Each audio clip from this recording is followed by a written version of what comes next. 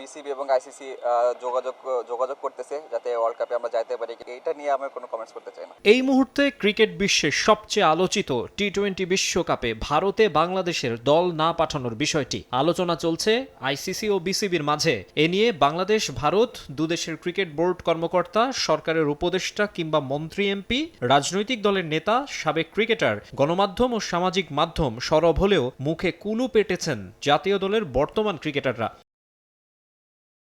চুক্তিবদ্ধ খেলোয়াড়রা সংবেদনশীল ইস্যুতে মন্তব্য করে বিতর্ক আরও উস্কে দিতে চাইবেন না, শৃঙ্খলা ভাঙতে চাইবেন না, সেটাই স্বাভাবিক। তবে বিশ্বকাপ নিয়ে দোলাচলে বাংলাদেশি ক্রিকেটারদের মনোযোগ যে নষ্ট হচ্ছে তা আর বলার অপেক্ষা রাখে না। যদিও দেশের অভিজ্ঞ কোচ সোহেল ইসলামের দাবি, কেউ ভাবছেন না বিশ্বকাপ নিয়ে। আমার টিমে প্লেয়ার আছে স্কোয়াডে, এবং অন্য টিমে যারা প্লেয়ার আছে তারা আসলে এখনই ওয়ার্ল্ড কাপ নিয়ে কিছুই চিন্তা করছে না, তারা আসলে পুরাপুরি ফোকাস বিপিএল নিয়ে। ক্রিকেটারদের কিছুটা নির্ভর রাখতেই হয়তো কথাটা বলেছেন সোহেল ইসলাম। তবে ন্যাশনাল টিম প্লেয়াররা কি ভাবছেন সেটা পরিষ্কার করেছেন তানজিদ তামিম। যেহেতু বিপিএল শেষে আমাদের কোনো সময় নেই, এই বিপিএল এর মাঝখানেই আমাদের যেটুকু প্রিপারেশনটা নিতে হবে এবং এখানে আমরা ম্যাচের ভিতরে বিভিন্ন রকম সিচুয়েশনে হচ্ছি। চলমান বিপিএল এর রানে নেই রাজশাহী ওয়ারিয়র্স ওপেনার, ছন্দে নেই বিশ্বকাপ দলের বেশ কয়েকজন ক্রিকেটার, যা নিয়ে দুশ্চিন্তা আছেই। সিলেটে না পারলেও ঢাকা পড়বে বড় ইনিংসের আশায় থাকবেন তারা। ভালো টাচে থাকলে আসলে পরবর্তীতে